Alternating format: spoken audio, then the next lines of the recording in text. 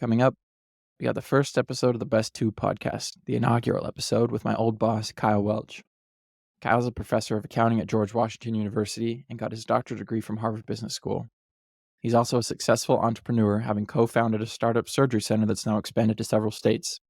He's a father of 5 kids and lives in the Washington, D.C. area. Kyle's a lifelong member of the church and served his mission in Detroit from 1998 to 2000. In this episode, my friend Dylan hops on and we talk to Kyle about his Breaking Bad teaching philosophy, his experience at Harvard with the legendary Clayton Christensen, finding the fun in missions, the universal magic of the gospel, and a lot more. Coming up next.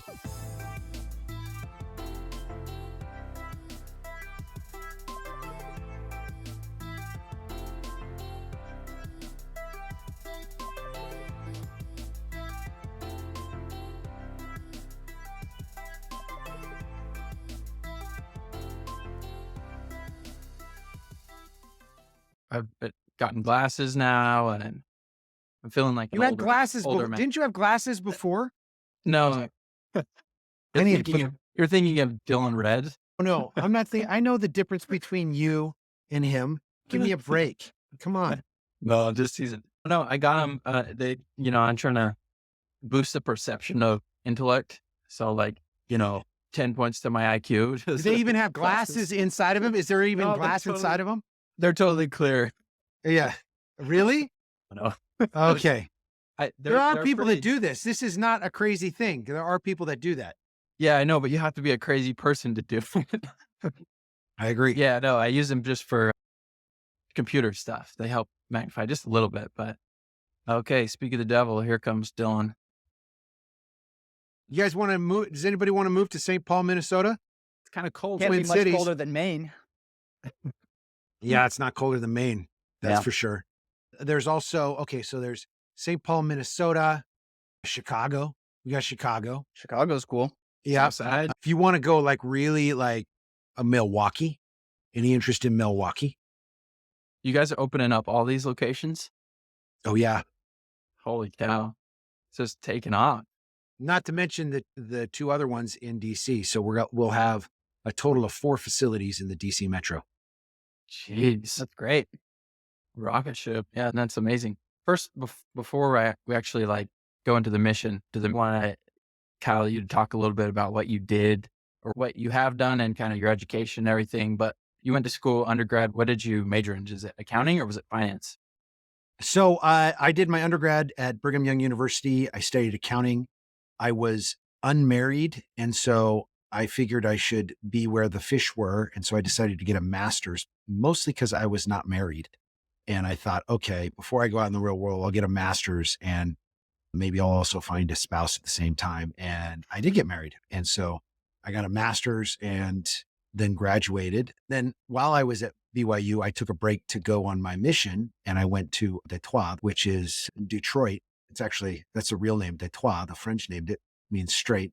But I went to Detroit on my mission while I was at BYU. After that, I realized I didn't want to do audit or tax kind of work. And so I said, okay. And I went and did some valuation work at Standard & Poor's. And then I worked at the Stanford Endowment. I was on their investment team, selecting investments, talking to asset managers and, pension funds and hedge funds to invest with.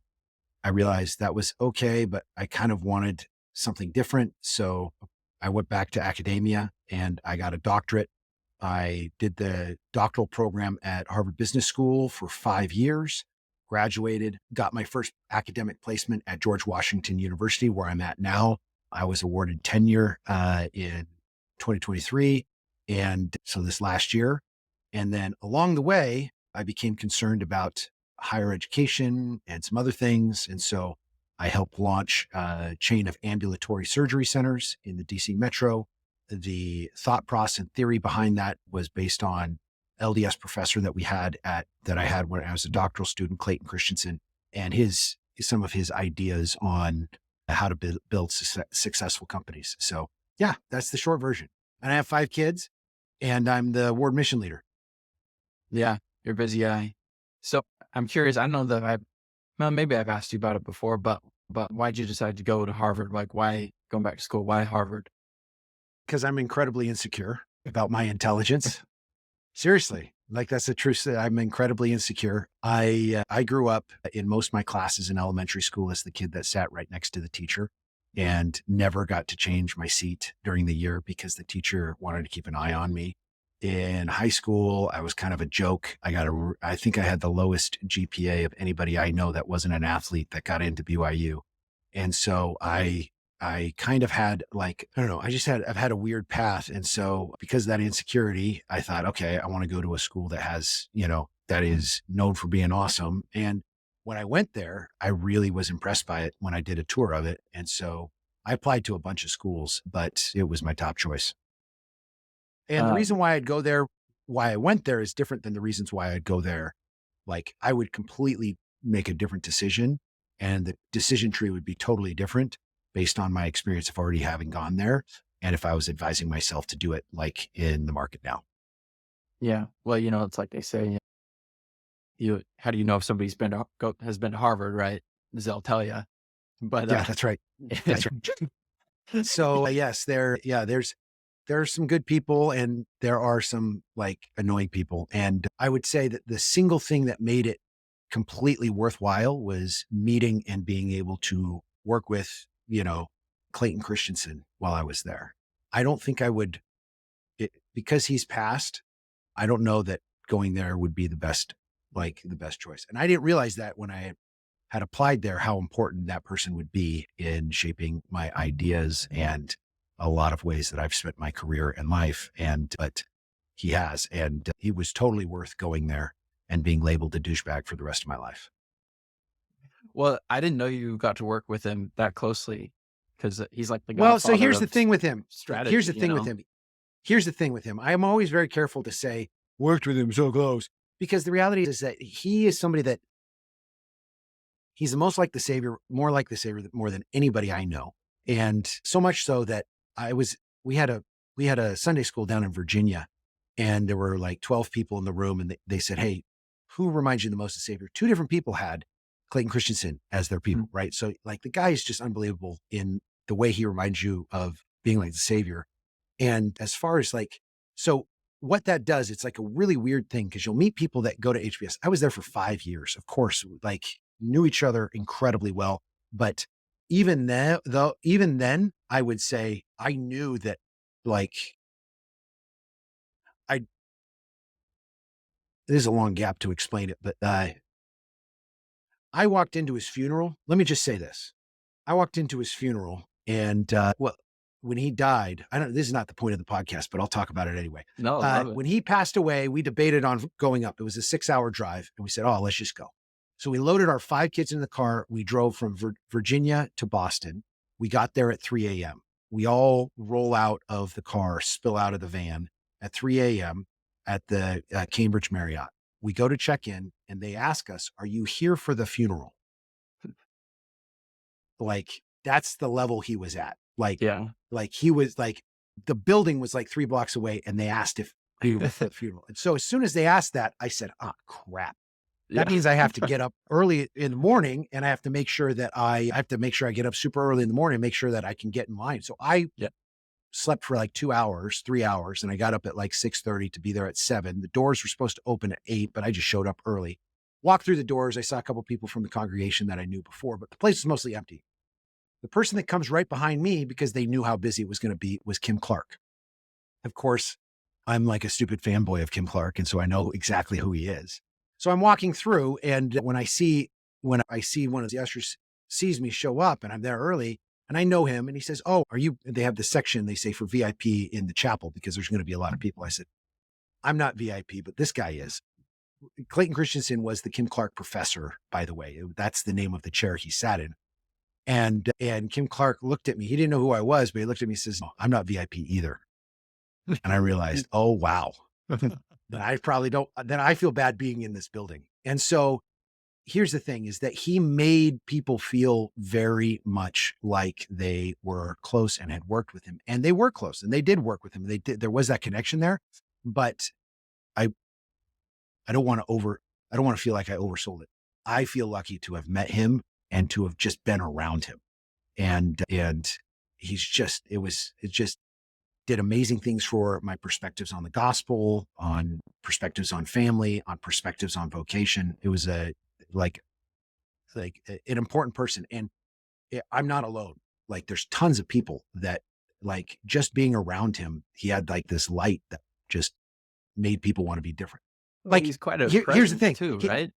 I mean, Oh he's a my gosh, big guy. he's a big guy, but he's very kind, soft spoken, like Mhm. not what at all what you'd expect. Um, I remember like so he like he'd talk about things. He'd bring the gospel into like aspects of hit the classroom in like very creative ways. But like he was talking about how companies are addicted to things and they can't stop. And he made an analogy to pornography in class about how people get addicted to pornography and they don't realize the impacts on their lives and things like this. And it was funny because like people talked about it like in the hallways afterwards that weren't Latter-day Saints. And I know people that were non-members that were in that class that basically said they were inspired to leave that because of like how he talked about these things. And so like he was just a really good, kind person, like awesome Yeah. guy. So Yeah. anyway, Interesting. Yeah, it's very interesting. So you've got your tenure at GW. Describe, I kind of have a sense for this, I think, but describe your teaching, your style or methodology in a Professor Kyle Welch classroom. so I teach financial reporting and I try to teach it in a way that gets people to remember what I'm teaching, right? And so instead of like using lemonade stands, I use like references to pop culture. And so at the start of the class, we use a meth lab as our model for what the accounting for a meth lab under Walter White would be for Bad. Breaking Bad is a very bad TV show, but very naughty TV show, but I watched it and it was so much fun to watch. And so we do transactions and different things and we do the accounting for it and people remember it. And so that's my approach to teaching and yeah, and as a professor with tenure now, it's great because I can explore and do a lot of different things that I wouldn't necessarily be able to do otherwise. Say whatever you want. You want. Yes, close. Yes, yes, close. Yeah. So before we go into the mission stuff, one other thing I wanted you to touch a little bit more on the business, because that's how Dylan and I know you, obviously. Yes. But briefly, tell us like why what you're doing has been so challenging. If you're allowed to share kind of Yes. Yeah. one of the Yeah. Yeah. crazier Yeah. Yeah. stories. So Clayton Christensen had this idea and you could frame it in a lot of different ways. And so the way I'm framing it right now is probably for the simplest way to understand it. One of the hardest problems that you have in a business, any business, is getting customers to come through your front door and say, here's my money.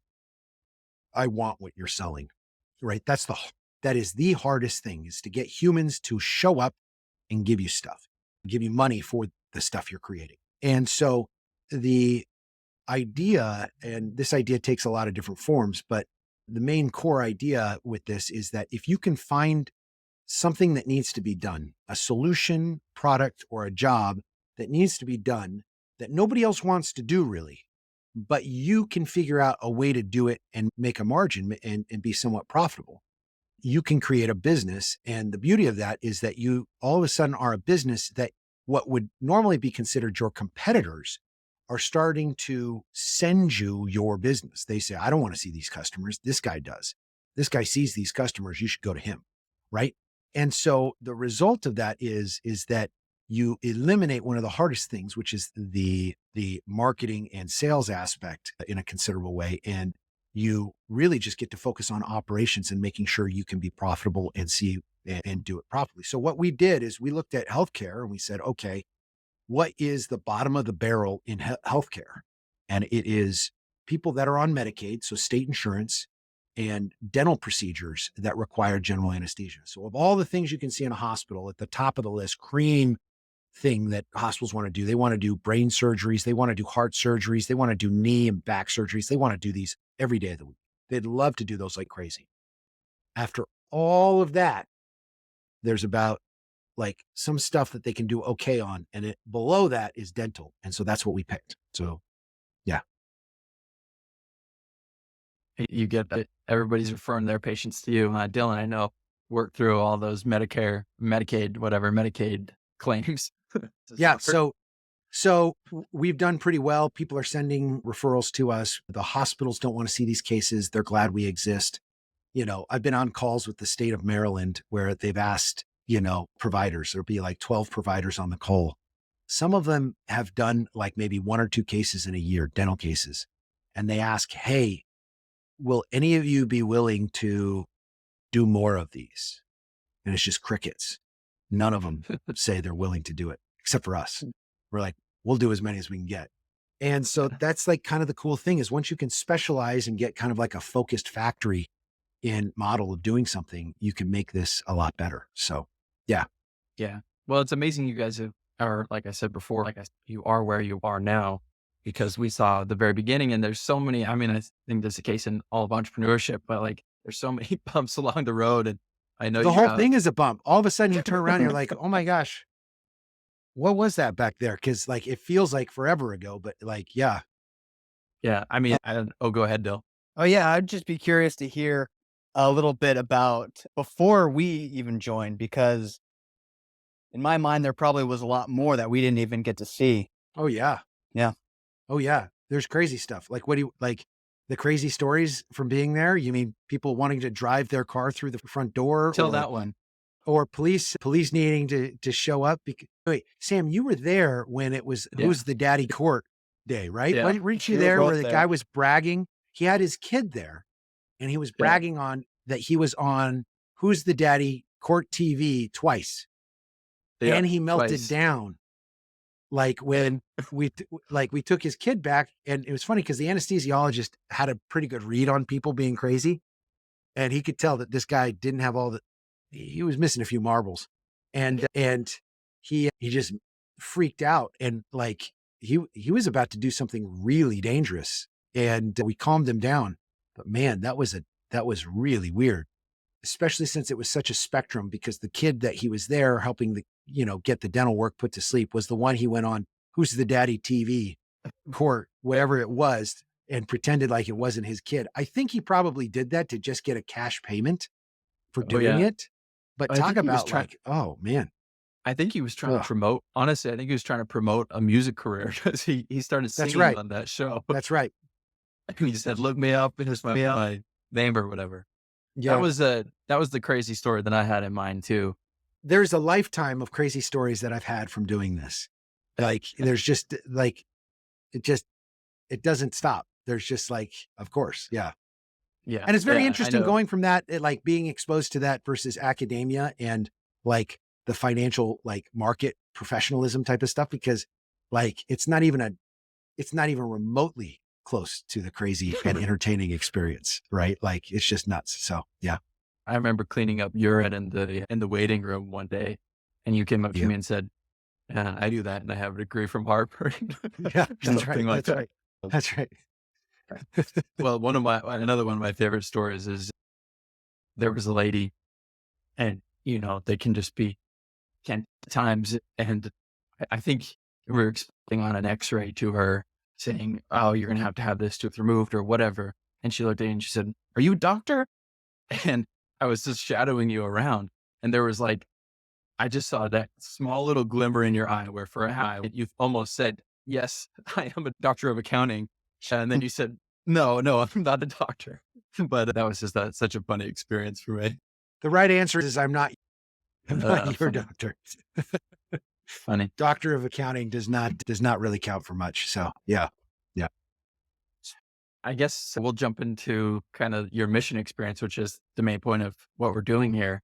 Here to start, I'll read the quote that you've listed on your website, your personal website, the Why I Believe section.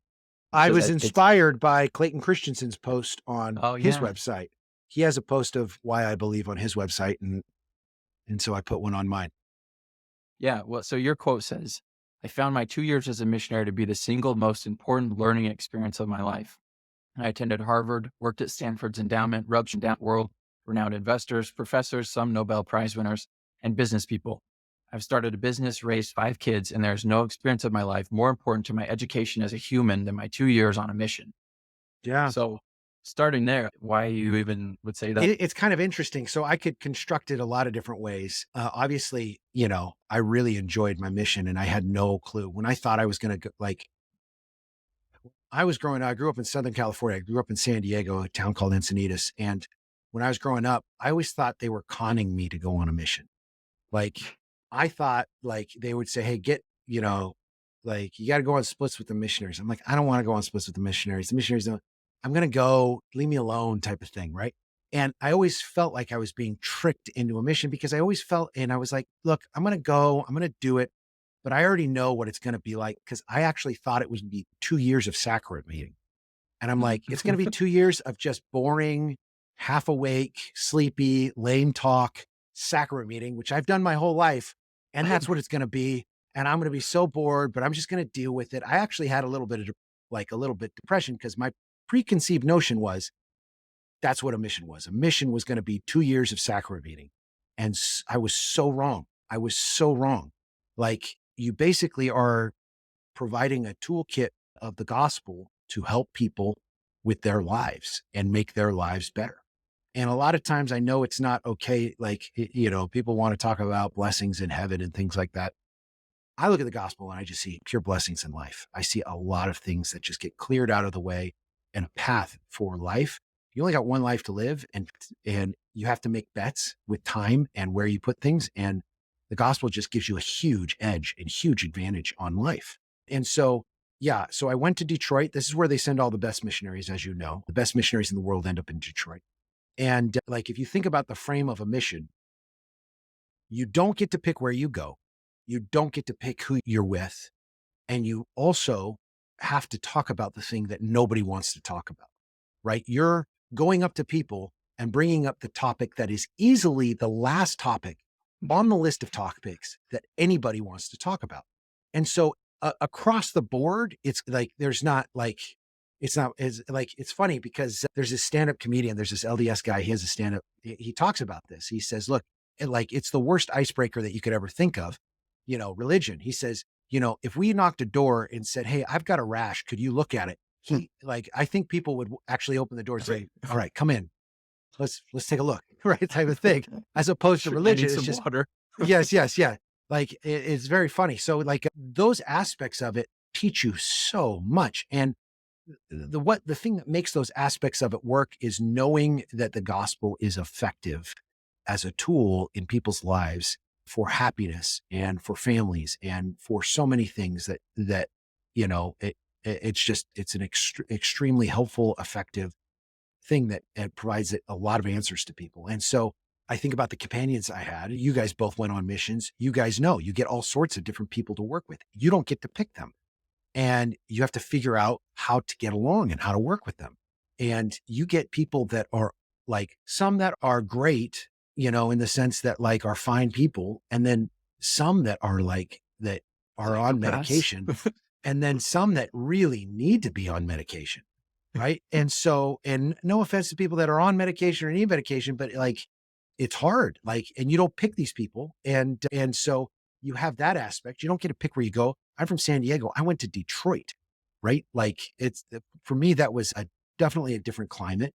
And so I just, I, I just had a big change, and the change for me that happened on my mission is so significant for who I am that I kind of have a hard time interacting with people that I grew up with. Not the people my age, but like the adults that grew up around me and the people that kind of led the ward. For the most part, I was kind of known as like the original gangsters of my congregation of like problematic people, not in like a crazy way, but it like, you know, me and my friends, for example, me and my friends were bored one night. And so we all decided to shave our heads, put it in a bag. And once we had all our hair in a bag, we decided, wouldn't it be a great idea to go light this on fire on somebody's porch?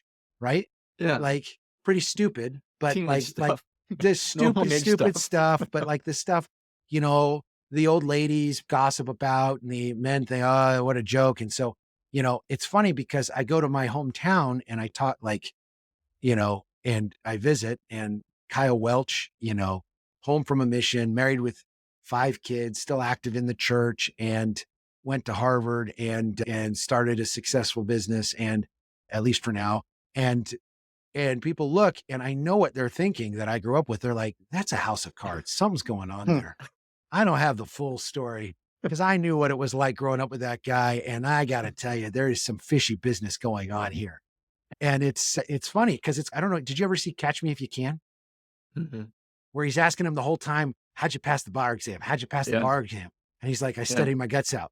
Right. Like, and Right. that's how he Right. passed it. Right. And that's kind of like the story is that like I went on my mission and I realized what a gift the gospel was and what a short period of time we have in life. And it hit a switch for me. And I all of a sudden stacked my priorities. I was so much fun before my mission in college. And I was so lame after my mission in college. Like you ask all my roommates, they're like, man, I like old Kyle. I don't like new Kyle. New Kyle goes to bed at 8 o'clock, 9 o'clock and studies in the morning super early and make sure that it was just, it changed a lot of stuff for me. So was there a time or like a moment where there was an actual switch between, oh my gosh, like I'm doing this thing because like I have to do it. People expect me to do it. Yeah, leave me alone. I'm gonna go to like, Hmm. hey, like wait a second, I actually like what I'm doing, or Yeah. like I'm seeing the value of this. Yeah. Yeah. Okay. So they don't do this now, but what happened is that, the first day of the MTC is the worst day. The first day that people go in, it is the worst because they don't have any plans for you. There's no structure. And they're waiting for people to show up and arrive. I don't know how it is now, but that's what it was when I was there. Everybody would go to Provo and they used to do this video that, gets you all emotional and say, okay, you guys go through that door. You guys go through that door. You're not going to talk to your parents, but, for 4 times possibly over the next 2 years, right? On Mother's Day and Christmas, all it's going to be is letters. And so you walk around the first day and everybody's just kind of zoned out, right? And I remember that first day and just it was so boring. And I sat on my top bunk in my bed and I looked across the room at the clock. I met my companion. He was like this odd duck. And I looked at that clock and I just said, Heavenly Father, I'm here for the 2 years. This is the prayer I offered. There's not too many prayers I like totally remember what I say, but I remember this one. I said, Heavenly Father, I'm going to do this. I'm in this. Can you help me find the fun in any of this? Because I just want to have fun while I'm doing this. Can you help me find the fun? I got to tell you, from that day till I left the MTC, I found the fun. Same thing happened on the first day in the mission field because I was worried about it being 2 years of sacrament meeting. I had a blast. I had so much fun on my mission. I was so wrong on every perception that I had of what it was like and how boring it'd be and all this other stuff.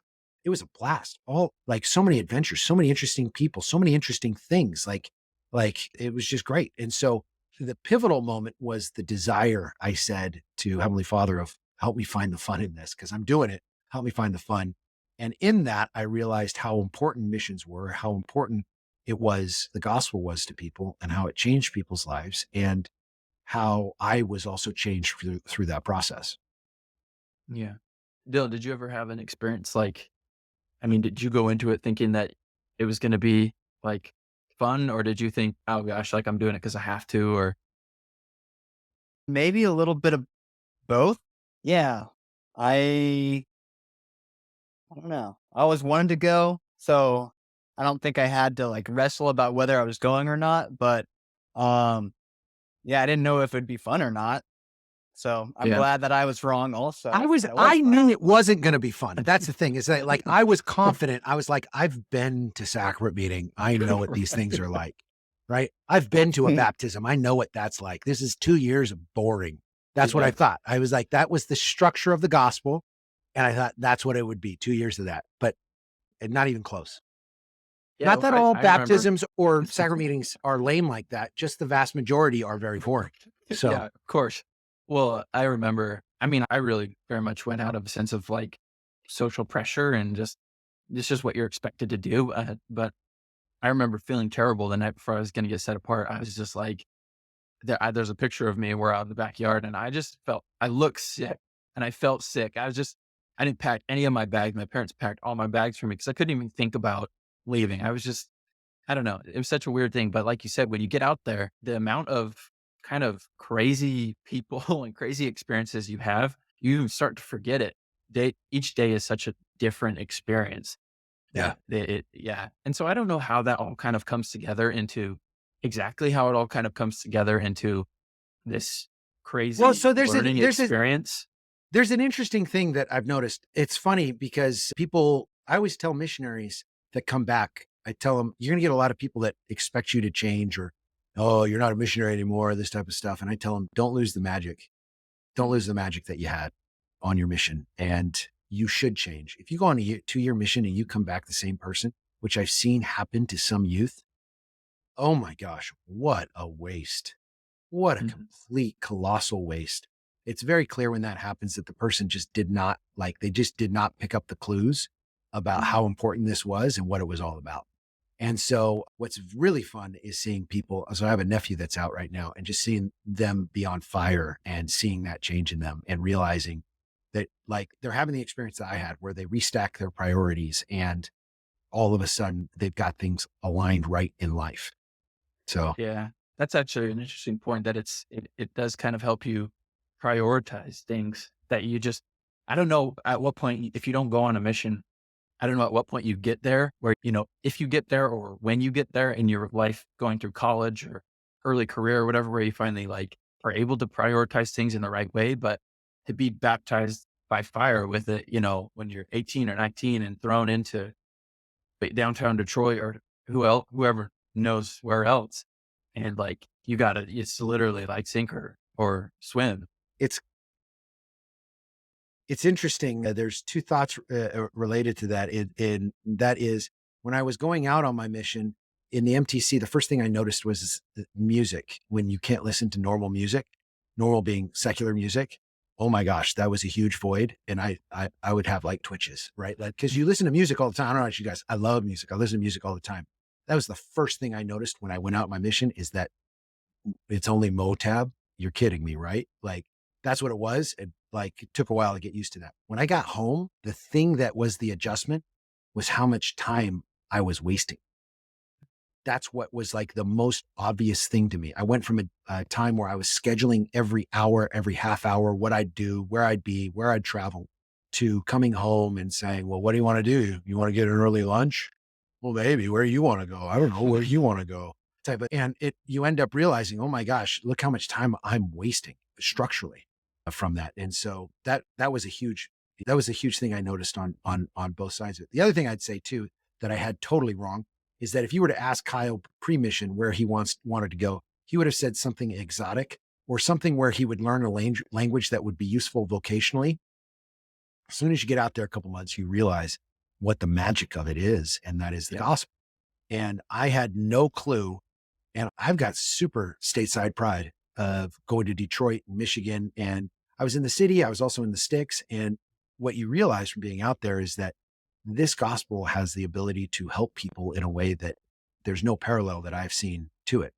And so that's the magic. And oh my gosh, I'm so glad I didn't have to waste my time learning a language. And I got deeper into that magic and being able to speak from my heart, not stumbling on words and actually knowing what I'm saying as opposed to anything else. And so, yeah, that's Yeah. another thing. Well, I had an interesting experience where I served in Cambodia and I loved it, and I talk about Cambodian culture and the people and everything, all these aspects of it. And you kind of, I mean, years after you look at it and look at it rose colored glasses and you go, oh man, just Cambodia was so great. And then I went back, I've been back a few times, but I went back in 2022 and I was there for 2 weeks. And before I went, I was like, yes, I'm going back. First time, first going to be great. Cambodia is amazing. And I was there and I was I was doing some business stuff, but I was the traffic, the rain, all these things. I was that was the first time that I really realized that I don't just love Cambodia, the country, but being a missionary in Cambodia because of Yeah. all these things you're saying. You're doing something and you're Yeah. doing work that is valuable. And so that's something that translates across every single mission. It doesn't matter where Yeah. you serve. It's all basically the same experience. The kind of the magic, I think, of the mission is no matter where you go, if you do the program, you're going to get the spiritual benefit and also the life lesson benefit if you just buy into it and do it. Yeah. I went to Detroit for a facility that we have out there now. And you just feel I felt the magic being back there. And I went to a few of my old apartments, and there was a significant thing for me there. And yeah, yeah.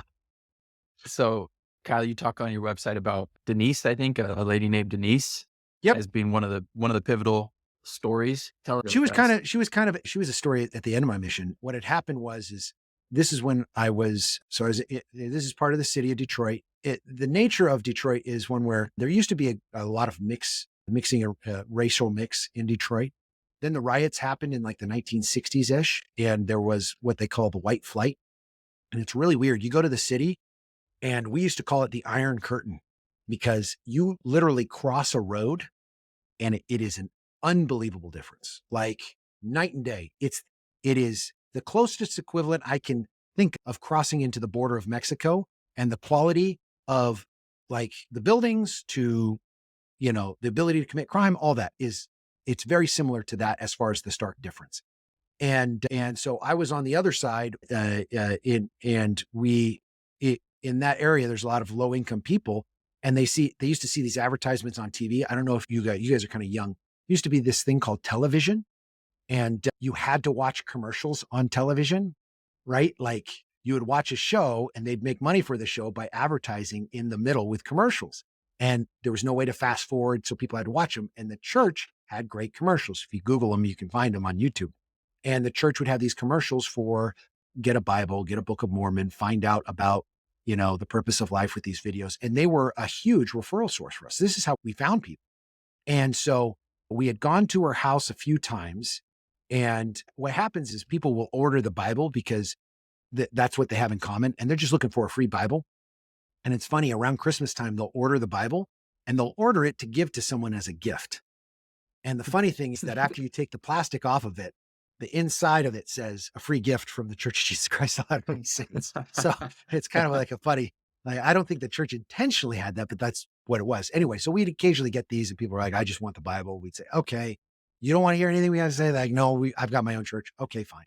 Well, anyway, Denise was unresponsive to our phone calls and our other stuff. And we kept on going by, but then, after three times we say, okay, either they're dodging us or this doesn't exist. So we just left the Bible there with a note that says, hey, here's your Bible that you ordered.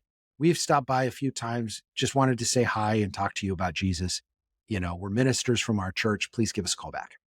And we intentionally use the words ministers because you want to speak the local language and local protocol. And that's what we were to them. And so she called us back. And over the course of, 2 months or so, we taught her the discussions, her and her daughter, the discussions. And this was during the winter. And I remember just like she had so many things going on in her life. She had one son in prison. She had a son that was on house arrest. The house arrest started when we were there because he had robbed the liquor store around the corner.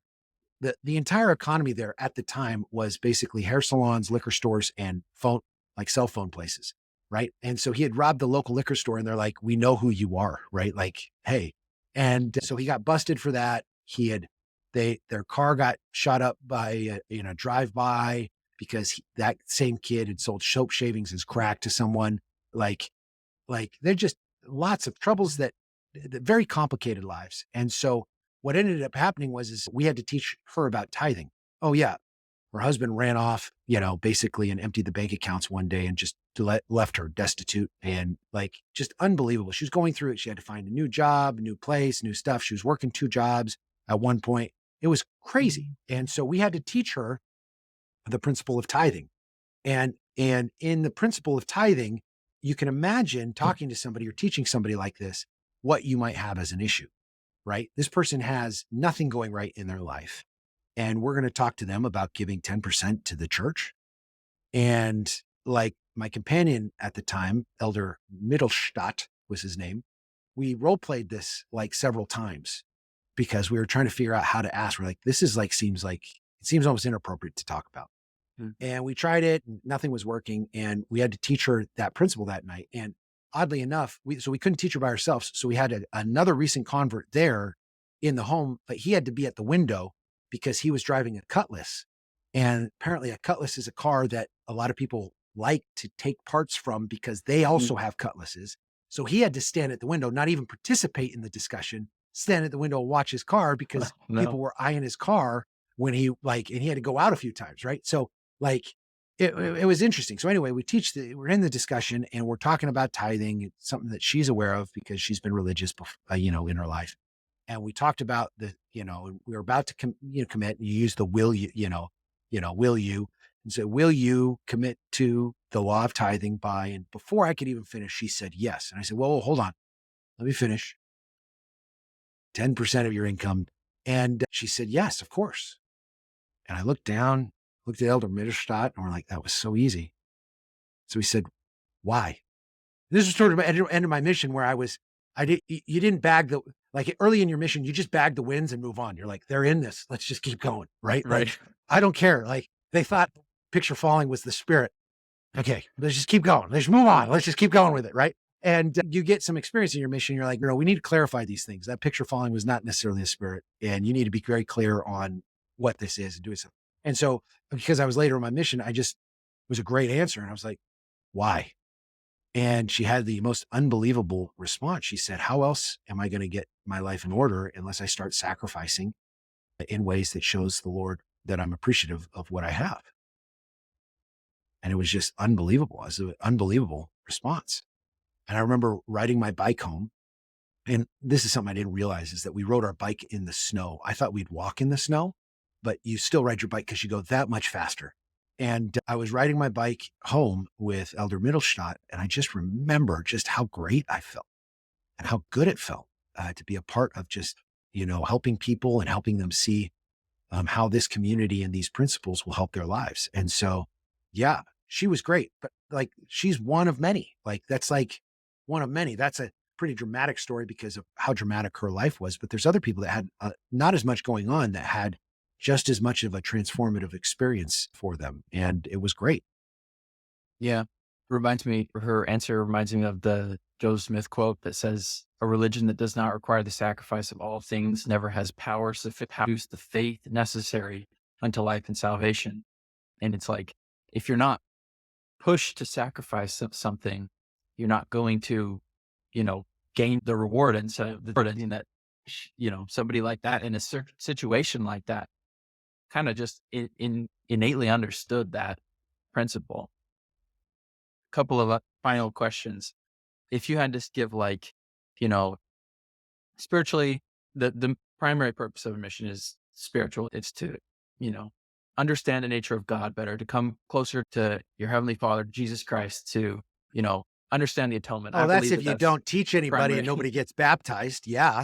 If you don't teach anybody and nobody gets baptized, yeah, you can go for that door prize. Sure. Sure. Exactly. I got to tell you, and I got to tell you, so there's this old thing. People are going to hate me for saying this, whoever watches it. But there's this saying, they say missionaries go to the United States and, they learn the gospel, right? They get baptisms a little bit and they learn the gospel. Missionaries that go to South America learn the culture, they learn the language, they see a lot of baptisms and they learn a bit of the gospel. And people that go to Europe don't see hardly any baptisms, if any, and they get a change potentially because they are teaching themselves the whole time. Right. And then those that go to Asia just go and come back because the language is so hard to learn that they focused on that the entire time. They didn't have time for anything else. They just go and they end up back. There was nothing else because the language is so impossible. I don't know how true that is, but like for me, like the magic of the mission was being in it to find the people and find the people that needed the change. And that was the magic. That was the cool part of it. Those are the gems and the golden nuggets from my mission. All the things I got as a benefit are side benefits from doing something that impacted people. Like, that's the prize and that's the goal. And it's funny because when you know that, you change it. If your goal is to change yourself on your mission, I don't know that you get there. Yeah. I don't know that you get there because you end up thinking, oh, I have to be super obedient to all the rules. Not that you should break any rules, right? But you start thinking, oh, if I'm not having people yell at me, then I'm not changing as a person. No, if you're having people yell at you, then maybe you're doing something wrong and you need to change and pivot your stuff. I remember I was the ward missionary in my Palo Alto ward. We had a guy in our Palo Alto ward, missionary. He was a semi-pro tennis player, and he went to the mission president and said, "Hey, look, we're in this wealthy neighborhood in California. There's nobody here to teach. Can we try something different? Can I play tennis with people and do pickup lessons and do tennis clinics as a way to meet people and get people converted?" He baptized 2 families in our ward. Yeah. Like, like, and, and that's kind of what the point is. The point is to spread the gospel. And if you spread the gospel, you'll find yourself. So, Okay. Last question, Kyle. You can either think of it like if you were to go back to your old self, 18-year-old Kyle, or if you're talking to a kid in your ward who's a teenager, or even and they're kind of on the fence about going on a mission, like a lot of people are, maybe yeah, not. They'll know for sure. But what do you tell them? I mean, what advice do you give them to get ready to do that? Or if they're considering or they're preparing you have to go? no clue what you're talking about, no clue what to expect, and no clue what it's about. Yeah. Is it hard? Yeah. Are you going to be depressed? Yeah. Is it going to be difficult? Of course, all those things. You have an opportunity to do something that will teach you and will impact you and will be more meaningful than most other things you ever do in your life, and have potential for a multi-generational effect. Let me give you an example of this. When I was in high school, there was a great kid in our high school. First day of high school, I was terrified. I was a sophomore. We had a sophomore for seniors to senior high school. And I was terrified because I didn't know who I'd have lunch with. And a kid in my ward, Jason Conforto, said, "Hey, Kyle, come to lunch with us." And we had off-campus lunch so you could go to Taco Bell and come back.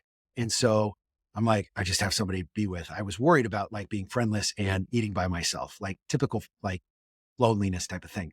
And I was like, great. So I get in the car with Jason, and Jason there's a couple other guys there. And one guy in particular is not a member of the church, and his name's McClellan.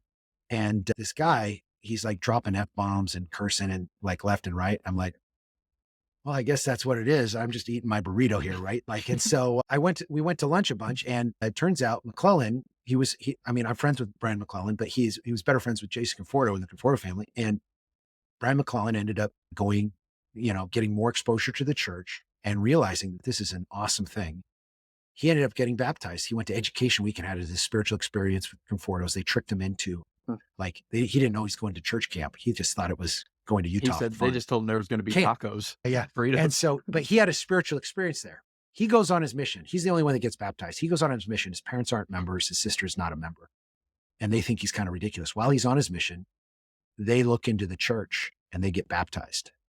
His mom and dad and sister get baptized. They go on missions. His sister gets married in the church. They go on missions. They come back.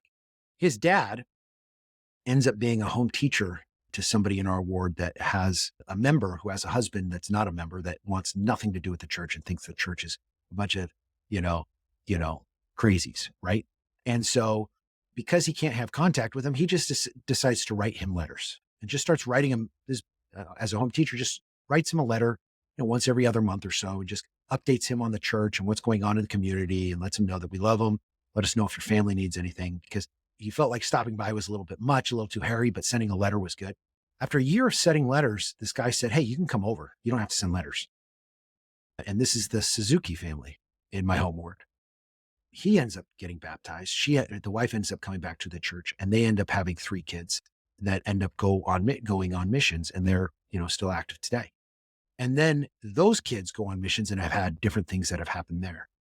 And what you realize is the magic of that, going to lunch with this guy in a class and inviting him to hang out with you and your friends, and the opportunity and branching of a tree that has, and what it does for other people. Trent Suzuki's on fire. The other people in this, it's cool stuff. That's what the cool part of a mission is you get to see that kind of branching effect, and it's pretty magical. So, yeah. Yeah, that's awesome. Well, thank you for your time. You're an impressive guy. You're one of the funniest people I think I've met. Every time I talk to you, just crack me up. You've just got a way about you. I don't know. It might be, that might be a problem that I have. I don't know. It's unintentional. Because you're not always trying to be funny. And that's what. No, I'm not. It's just to it, I think. Right. It's like, Yeah. Anyway. That's awesome. Okay. Well, thank you, Kyle. We'll let you go, but this is super fun and great to hear more about your mission and your life. So thank you. Thanks, guys. Thanks, Kyle. It's funny when he was talking about, this is one thing I had been thinking about, listening to music, and then not having the music. It's funny because I feel like if music and these or whenever was like that, the equivalent today, it was such a pure time back in the Yeah. 90s. That's the kind of the equivalent today of uh, maybe of social media and being on your phone, where it just kind of, you always have it, you're always, Right. with you. And the chance to unplug from that and have to step away from it and be with yourself and be Mm. with your own thoughts is another thing that I think is really beneficial. I don't know how they handle that these days with people with, missionaries having iPhones and stuff. Well, But they do use social media, so I don't know. It's different now, but they're still good. Like we had them over last night and it was like, man, these guys are cool. And like, yeah, I feel good being around them. And like, yeah, it was an awesome reminder of how just like special of a time it is. yeah. I feel like I kind of get irrationally excited when I see the missionaries or they come over here because I think they think I'm crazy. Maybe I am crazy, but it's like, you guys are doing it. Like, this is it. Like, this is the time. You don't even know yet how much this can help you and what you're doing, how important it is, but like, you're doing it. And they're like, Yeah. yeah, whatever. We just got like, people just canceled lessons. Like, what are you talking about? But Right. you'll see the value, they'll see the value of it, the more with that time passes, I think. Kyle cracks me up. He is like he said, he maybe isn't always trying to be funny, but everybody does to me. It's funny. He's very So funny. yeah, but he's a good dude. I mean, we obviously had experiences with him, and just following him around at the surgery center and seeing how he dealt with problems was a really good learning experience for me. Because yeah, he just kind of attacked everything head on, and I don't know, it was just impressive. So Yeah. anyway, I'll let you go, my man. But All right. thanks for Thank you. your It's a for your pleasure. hour.